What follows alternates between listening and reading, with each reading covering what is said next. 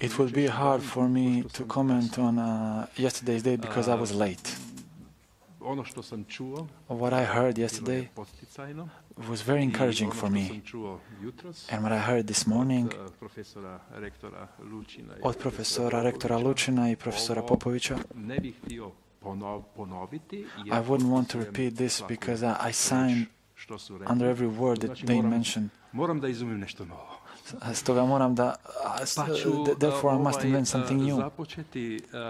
So, as I start this, I will say a thesis which is in its basis in philosophy and of education, the area which I deal in. And what is the thesis? And so this thesis has a very great number of similarities with what my predecessor said and what we are discussing at this conference. This is one dichotomy, a dilemma about education from one side and society on another side. If we look at all the way back to the Platon, to this day, then there are two theories. On one side you have theory of around all of us are a part of, and we gathered around this conference, that the theory is that education changes the soul.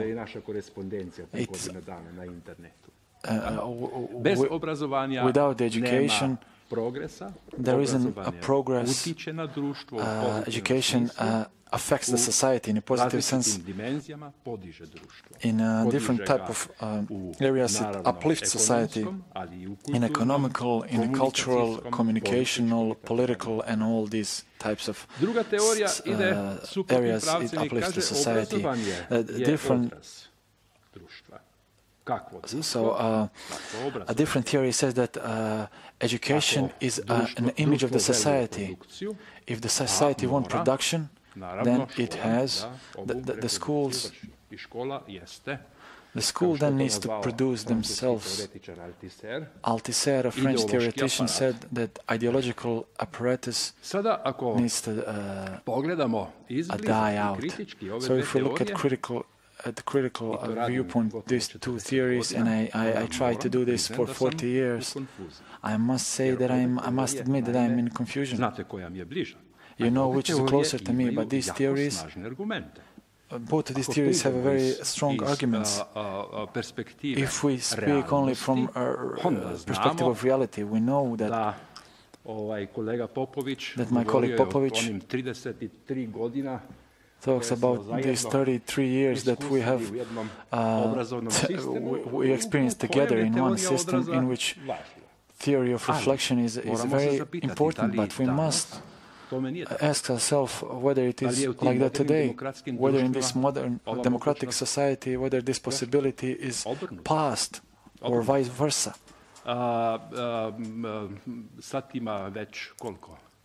Now there are there's 35 years, give or take, that in former Yugoslavia there was launched a last great reform of educational system, which was called centered education, guided education. Our generation remembers this reform. A younger generation doesn't know anything about this and doesn't have sufficient knowledge, but they should know this. Why do I open this question? One of the great ideas of Stipe Šuvar, who was school is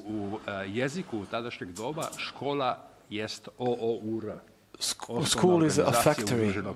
So a school is this is a theory of reflection that society asks, society needs, society demands, society is organized according to the principle of power, and it demands from school to do this or that. Why do I say this? Because the century of this area of time period of centered or guided education, we in Slovenia were very late in this reform.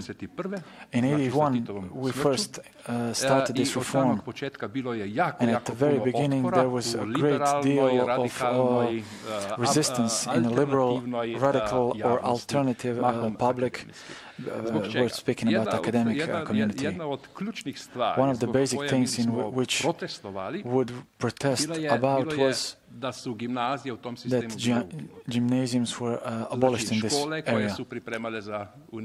So schools that prepared you for universities were abolished. So theory that existed is not a joke. It could be called semi-public. If you want to be a doctor at that time, a doctor of medical sciences, then he should finish primary schools, and then he should be a butcher. And then later on, he would later on become a surgeon or something. It was a joke at that time. This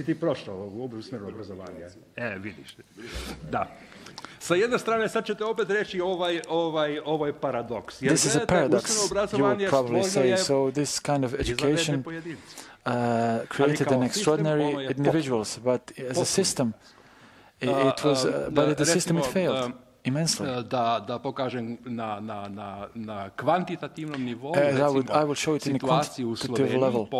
Situation in Slovenia after the reform in first 10 years, from 81 to 91, overall number of students at universities, 2% downfall of the students, and number of graduates was even higher. So when all the countries in Europe have a number of students rising, they had a number of students rising, we were having lower numbers. One of the things, according to my opinion, and we have a sufficient number of evidence, that this reform was started from the perspective of that the school was a reflection of society, of the economy, and problem lied in that.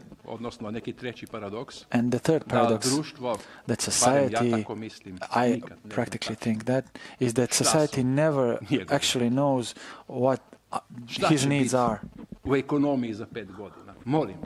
What will happen in economy in the next 5 years? Someone might think that this is an easy question, but it's really not that.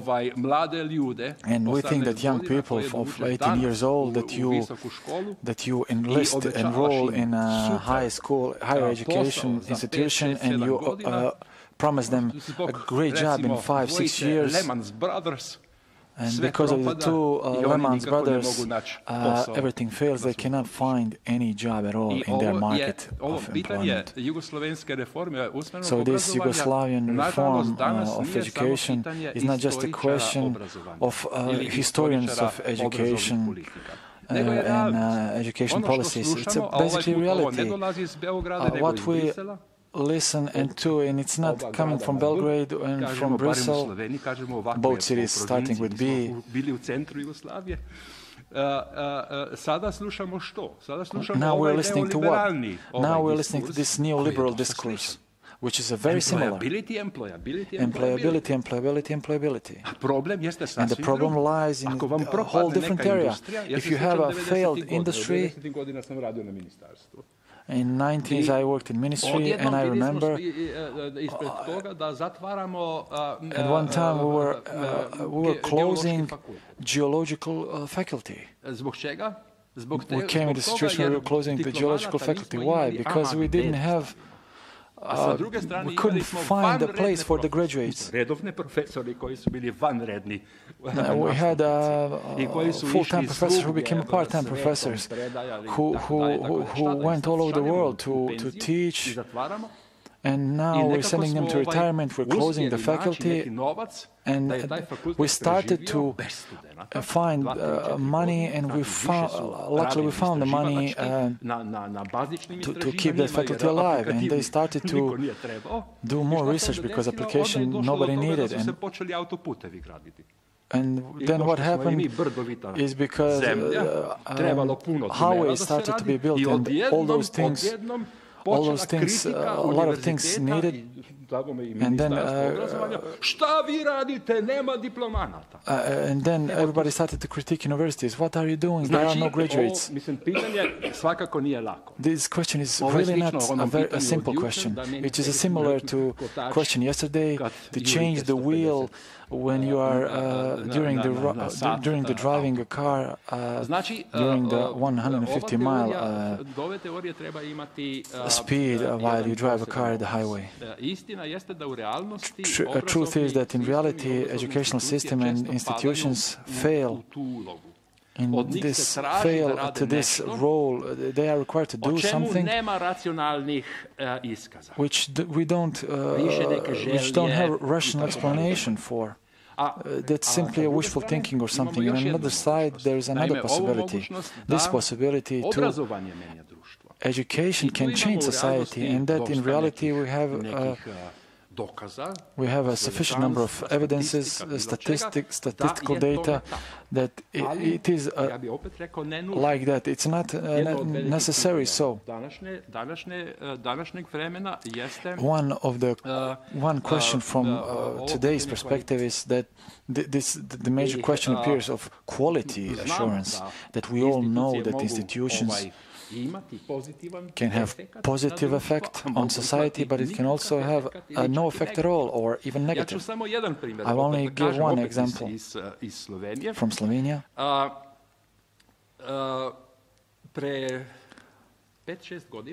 5-6 years ago, on one of our universities, there was a campaign for a new rector.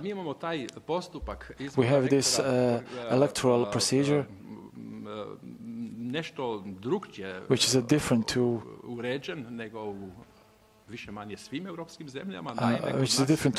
almost all of the countries. In our students, rector is elected by everyone, even students. These are the real elections. We all hate politicians, so politicians couldn't come to campus when these elections are. These are our issues, so professors, assistants, and students, and so on. And in one of our universities, one of the candidates was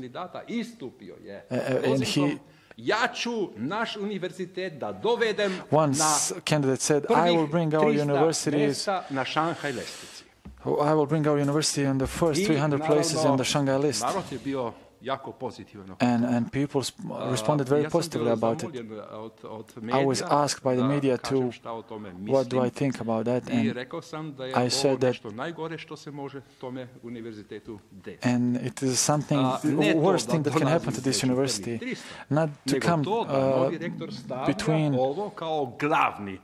between these 300 best university lists in the world, but not that we are there, but that this is a first, that this is the thing that we should focus on. There are many deals of things that we should focus on, not on this. So, Maribor, according to my opinion, is a very good university. If you look at it in his own region, it has its origins, traditions. Maribor industry is there, and social infrastructure is there, infrastructure that it needs to thrive. So schools and everything, and they have for years, every year they were improving, and they have created something which is recognizable, and it was. It contributed to the development of the region. And now, just think of it. If we try to... Now, we will not pay focus to the system of this primary and high school is whether these teachers have lifelong learning, it is not important how administration works. We should target ourselves we should target the area where North American universities are. This means failure. Even if they succeed, this is a scenario which is impossible, but then we had students who would come from different countries, and then after, when they complete their studies, they would leave this country. So what would these people have? What kind of benefit it would have? So the question is, which strategies are beneficial for the future? So this is one of the great questions that which was evident in the lectures of both my predecessors' lectures, that more or less on these kind of conferences we speak of future.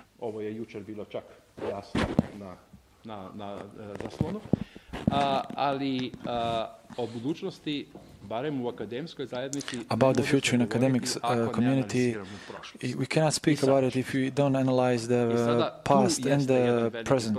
So there is one problem, how to resolve this dilemma, this dichotomy of education as a factor of change or education as an object of change.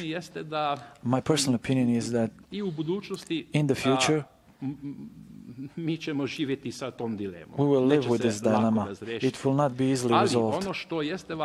But what is important is that within educational sphere, especially academical sphere, there is a possibility and liberty for critical thinking and critical attitude. This is important. If we don't have that, then we will fail. Then we also became politicians and political institutions, and we shouldn't become that. This doesn't apply not just for our region, but this applies to Europe or everyone as well. Where we are, if you look at the entire region, according to this question. I mentioned yesterday that the region needs conferences like these, because we live in this sphere.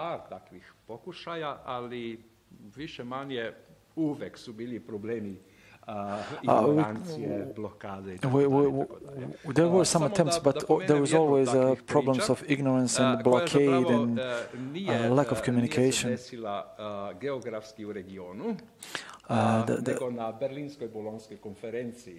So the cooperation didn't happen in a geographical sphere, but it happened at the Berlin-Bologna conference. So the Croatian prime ministers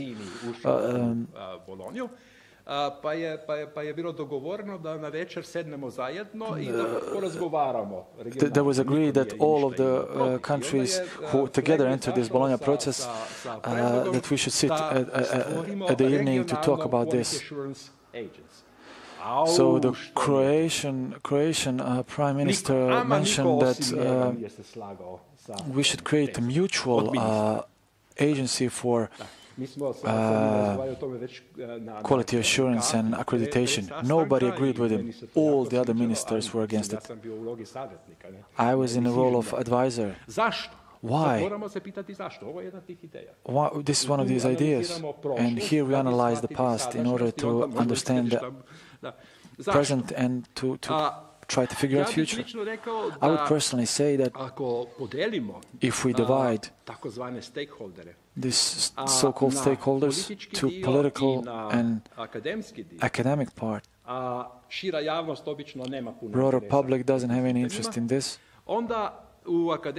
So in academic society or community, there is not enough people who would deal with this. Problem is in a political sphere. And I shouldn't argument all these theses that I will mention. I think it's a question of influencing the structure. So accreditation is it's a political act, which is very significant to them. And while accreditation is a national issue, and it's a national right, it's a legal right, legal procedure, and it is based on the national legislative, And that's why we will never remove these spheres of our control. So what's happening in Europe in the last 20 years? Processes are moving in different directions.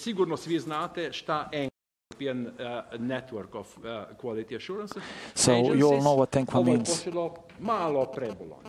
This started a little prior. This started prior to Bologna. So the idea is, as much as the quality assurance is a national issue, is that's long. And, as long as there is that quality assurance is a national issue, then there is this biased approach that will exist. So during the time of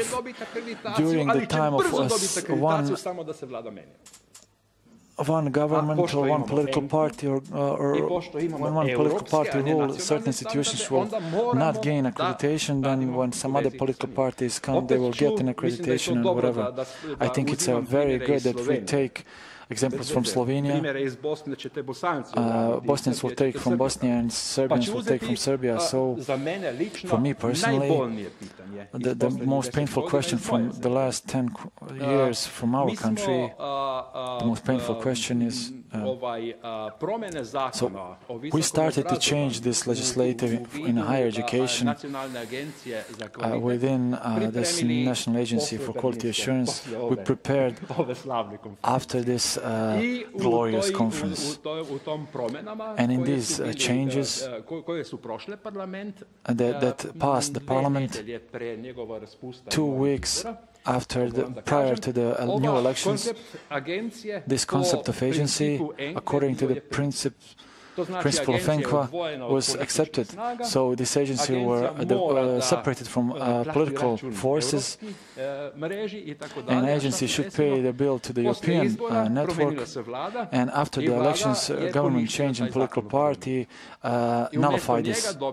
And after that, we gained a committee for higher education, which government delegates members to.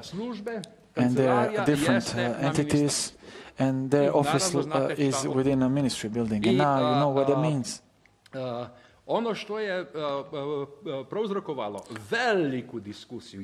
that triggered great discussion within us, within our society. And it happened in 2007 when ENQA devoured us. Our government sent an application to accept us in this network, and ENQA said, you are not really eligible for this and we will not allow you to enter this.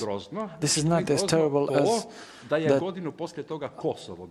after that Kosovo was accepted and we weren't. Can you imagine what it means for us Janezes? That's a term, local term for Slovenians. So there was another elections, another government.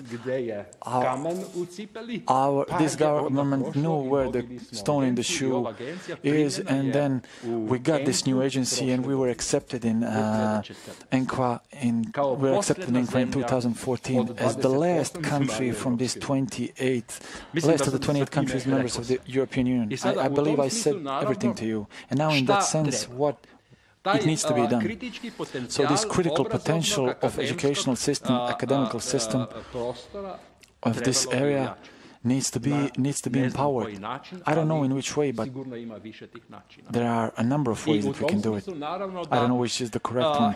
But in that sense, that it's not realistic to say that we cannot. I don't think it's realistic to say that we should form a Balkanic quality assurance agency, and we shouldn't expect this. But maybe that in a perspective of the next 10 years, these questions should be viewed in a different way if another things are implemented in a proper, normal way. Europe doesn't always work. Yesterday I mentioned Nordic countries. Nordic countries have funded a large number of this budget to the research work, research activities.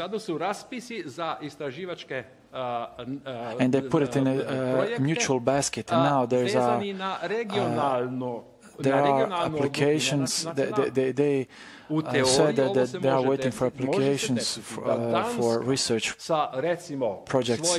Now it can happen that Denmark, with this X number of crowns, entering this battle, and it gains nothing because all of their projects will fail. So this type of coexistence is possible, but there is another condition, there is a political condition, and the other is academic. And I would be very self-critical. I think that problems of higher education in any country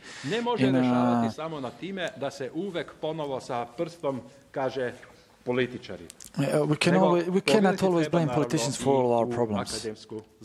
We also need to criticize academic society as well, as such. And it's one of the significant elements that must follow this is that if everyone around me fails, then it doesn't mean that I grow, that I am successful. I think it's vice versa. It is very dangerous if people around you are hungry and they are getting hungrier. Then one day they will come to you and eat you. So it is a thing that it must be known in the academic community, at least. There is a logic, any kind of logic, but it can be understood that between countries, there are boundaries and borders, but in academic society, these boundaries shouldn't appear and it shouldn't happen. Science is science everywhere. Science is not actually a childish story. It's not that we all kiss each other in science and we all get along. It's vice versa. Science is important, but what Refik says, I completely disagree, and Refik completely disagrees with me. And this is the best framework to create solutions, only in this kind of way. And now you know, and if you involve ideology and politics in this, then there's a difference that his nationality is different than mine, and this conflict is not a scientific conflict, but it's something else. That's why we need to search these things, and I believe that it can be found, it can be created, and every single stone that we add to this mosaic is something that we apply pressure to politics to go in this direction. We must not forget that history in the last 200 years, political history in 200 years is very often politics was influenced very strongly by the academic society, academic community. So in the year 68, universities have a key word. Remember Serbia and how students have a significant role during the fall of Slobodan Milošević and how the professors had a significant role. Let us remember Czechoslovakia and attack of the Soviets in 1968. And let's not forget American campuses and students during the Vietnam War. We shall overcome. So something similar can be searched in today's time. I'm very eager to remember one 92, 93, 94, this time. Why I am very fond to remember this, because in Ljubljana, now and there we had this possibility to organize round table with academic or media people who had to run from their countries because of their opinions, because of their words. And they sat together at the same table when Europe believed that these people of different ethnicities, religious beliefs, they cannot sit together. We sat together at the table and we came to same conclusions. And science is that positive element that brought this together, and that's why we need to sit at the same table to do our job. It doesn't matter how small it is, and all these stones, it doesn't matter how small they are a part of this great mosaic that we are trying to build, and in some way it changes the society in a positive way. And that is what I wish to conclude with, and that is the thing with Bologna.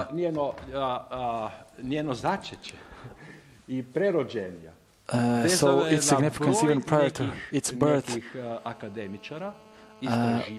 So it was done by a number of academics, staff, certain theories that collided, research data that was done. So the French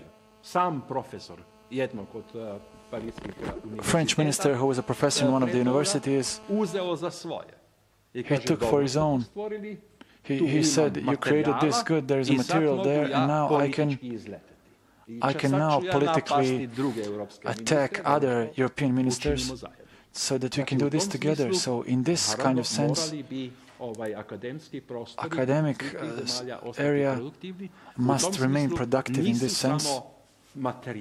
It's not simply material sphere where political can influence, but